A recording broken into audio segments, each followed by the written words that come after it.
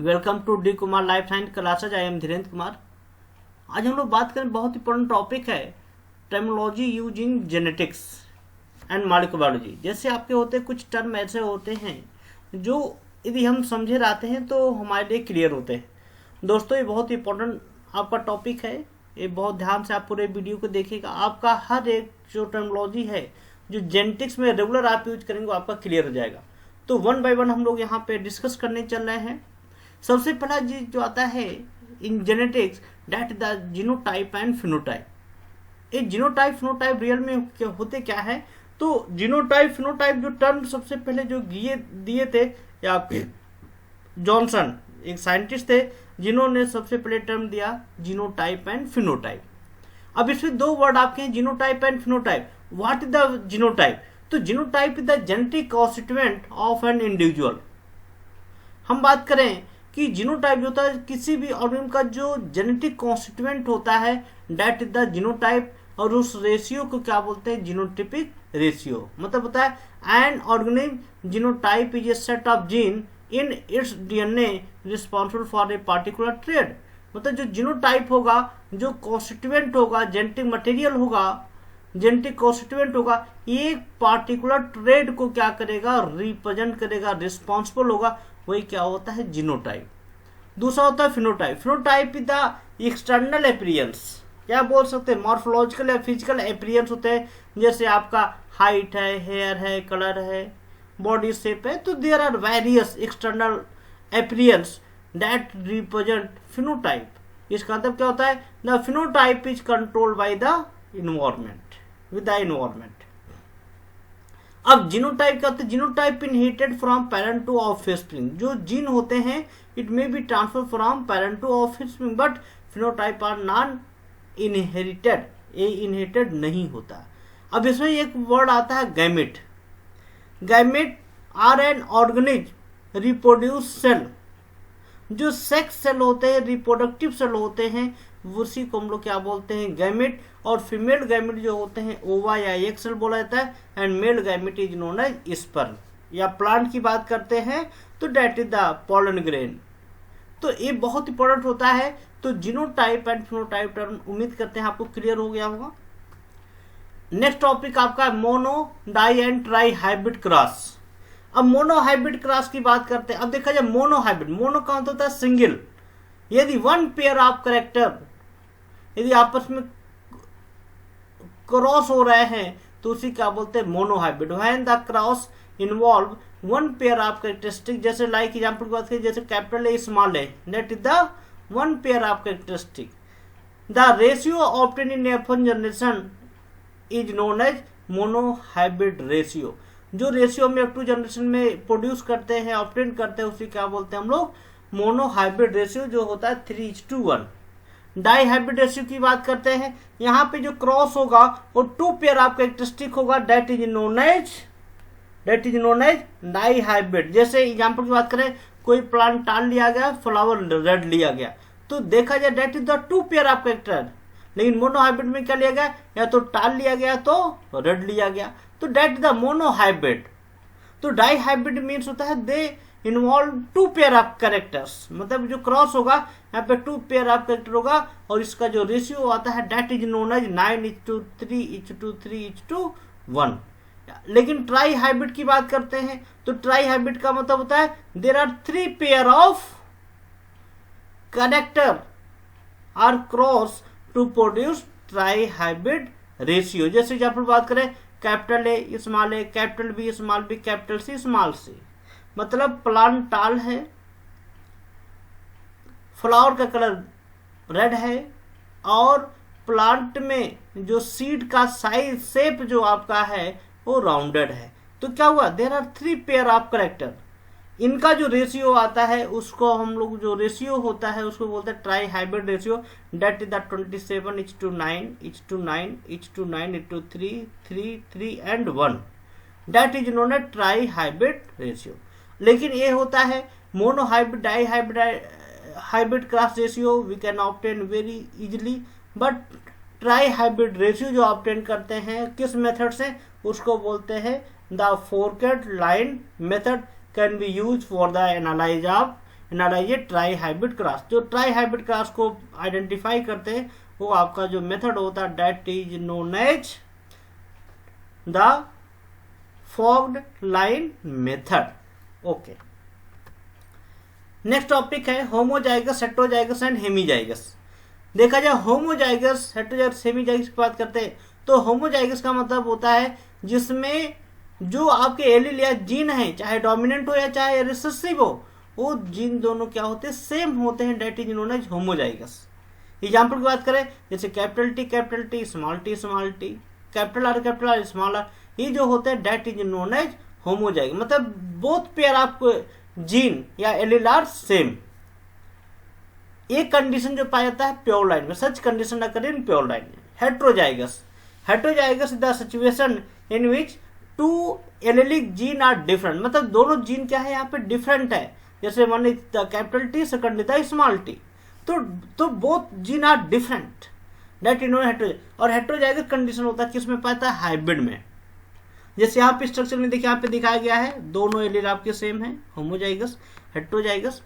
तीसरा होता है हेमीजाइगस। हेमीजाइगस का मतलब होता है एक condition in which only one copy of gene is present in out of two. मतलब टू एलील में से एक ही जीन क्या होगा, प्रेजेंट होगा।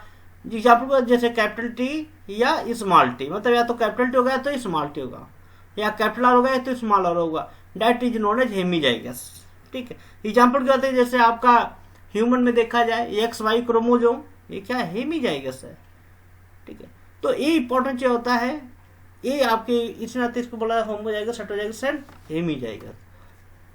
Punnett square, a method of determining the probability of which trait the offspring of two organism will inherited. तो Punnett square एक method होता है जिसके थ्रू हम लोग जो भी आपके ट्रेड होते हैं किसी भी ऑफस्प्रिंग के, उनको क्या करते हैं, हम लोग उसको आइडेंटिफाई करते हैं, डिटरमाइन करते हैं एक आपके प्रोबेबिलिटी के थ्रू। तो डेट इज पुनेट स्क्वायर। तो a method of determining the probability of which trait the offspring of the two organism will be inherited. तो ये इंपॉर्टेंट होता है। नेक्स्ट होता है back cross and test cross. बहुत इंपॉर्टेंट टॉपिक है back cross and test cross. तो back cross की बात करते हैं। बैक क्रॉस कब बोलेंगे, जब F1 जनरेशन का क्रॉस किससे किया जाए, पेरेंट से। आप पेरेंट कोई भी हो, चाहे डोमिनेंट हो रिसेसिव, उससे कोई मतलब नहीं।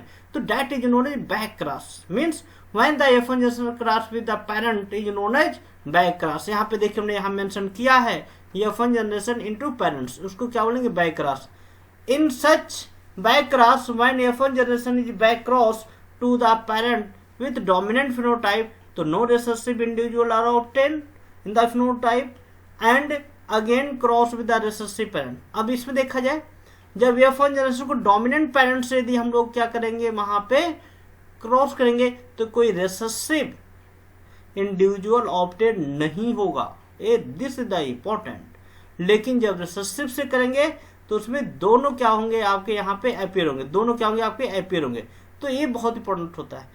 टेस्ट क्रॉस की बात करते हैं। टेस्ट क्रॉस में क्या होता है कि जब हम लोग यहाँ पे क्रॉस करते हैं F1 जनरेशन का किसे, रेसेसिव पेरेंट से। यहाँ पे ध्यान दीजिएगा बैक क्रॉस में क्या है, पेरेंट कैरेक्टराइज नहीं है कि डोमिनेंट होगा रेसेसिव, लेकिन जब हम टेस्ट क्रॉस की बात करेंगे तो पेरेंट जो होगा वो रेसेसिव ही होगा। This is the important. तो F1 जनरेशन को क्रॉस किससे किया गया, आपके रेसेसिव पेरेंट से, that is known as test cross. और उस रेशियो को क्या बोलते हैं, टेस्ट क्रॉस रेशियो। अब एक बहुत इंपॉर्टेंट आता है जीन एंड एलील। तो व्हाट इज द जीन, तो gene is A fragment of DNA, या हम बोल सकते हैं gene is a unit of hereditary information. तो ये बहुत इंपॉर्टेंट डिफिनेशन है, इसके दो डिफिनेशन है। तो जीन यदि पूछा जाए what do mean by gene, तो gene is a unit of hereditary information, या हम बोल सकते हैं gene are made up of DNA, a complex molecule that code genetic information for the transmission of inherited trait. इसको भी हम बोल सकते हैं जीन। अब इसमें जीन जो होता है, gene are section of DNA या fragment of DNA that determine certain trait and character. जो जीन होता है, फ्रेगमेंट ऑफ डीएनए होता है जो एक कैरेक्टर को क्या करता है, डिटरमाइन करता है। और जो जीन होता है वो इनकोड करता है प्रोटीन। कैसे, ट्रांसक्रिप्शन ट्रांसलेशन के थ्रू। वहां पे क्या बनाएगा आपका प्रोटीन। और किसी भी ऑर्गेनिज्म के जो जीनोटाइप जो होता है कंसिस्ट होता है of its entire set of gene. जो भी किसी भी ऑर्गेनिज्म का जो जीनोटाइप्स होता है वो किससे मिलके बनता है, जीन से ही बनता है। तो that is known as gene. लेकिन एलील क्या होता है, एलील क्या होता है, एलोमार्फ। जीन एलील में दोनों नियर बाय सेम होते हैं, बस माइन्यूट डिफरेंस होता है। एलील क्या होते हैं, any of the two or more gene that may occur alternatively at a given site या लोकस। कि किसी भी लोकस माने क्रोमोजोम के अंदर किसी भी लोकस पे क्या है, जो क्रोमोजोम में जो जीन होगा यदि वो अल्टरनेट फॉर्म में लोकेटेड है उसी क्या बोलेंगे, एलील। तो एलील में occur in pair are they may be multiple allele affect the expression of phenotype और द ट्रेट। अब एलील जो आपके होते हैं वो आपके पेयर में भी होते हैं और मल्टीपल फॉर्म में भी होते हैं, जो किसी एक्सप्रेशन फिनोटाइप को क्या करते हैं, अफेक्ट करते हैं। Best example the human blood group ABO. ABO blood group की बात करते हैं, a person with type AB blood group will have one allele A and one allele B, neither O. मतलब क्या हुआ, यदि आपका कोई भी पर्सन आपका है जिसका ब्लड ग्रुप ए बी है तो इसका मतलब क्या है, एक आपका ए होगा, दूसरा क्या होगा, बी होगा। तो एलील क्या हो गया, एलील को यदि हम सिंपल डिफाइन करें तो इसको बोलते हैं allele is the alternate form of gene, alternate form of gene at a given site on a chromosome, that is the simple allele. यदि पूछा जाए आपको क्वेश्चन आए what is the difference between allele and gene, 2 number में आता है, तो we can easily mention what is gene and what is the allele. Thank you दोस्तों, आपको उम्मीद करते हैं कंसेप्ट वेल क्लियर हो गया होगा। ये जो टर्मिनोलॉजी और ये टर्मिनोलॉजी बहुत इंपॉर्टेंट है, आपके एग्जाम में पूछे जाते हैं। नेक्स्ट वीडियो हम आपके लिए अवेलेबल कराएंगे gene interaction, this the most important topic. दोस्तों इस वीडियो को लाइक करिए, अच्छे कमेंट्स जरूर भेजिए, क्योंकि आपका एक अच्छा कमेंट्स होता है हमारे लिए इंपॉर्टेंट होता है, जिससे हम आपको अच्छी वीडियो बना सकें।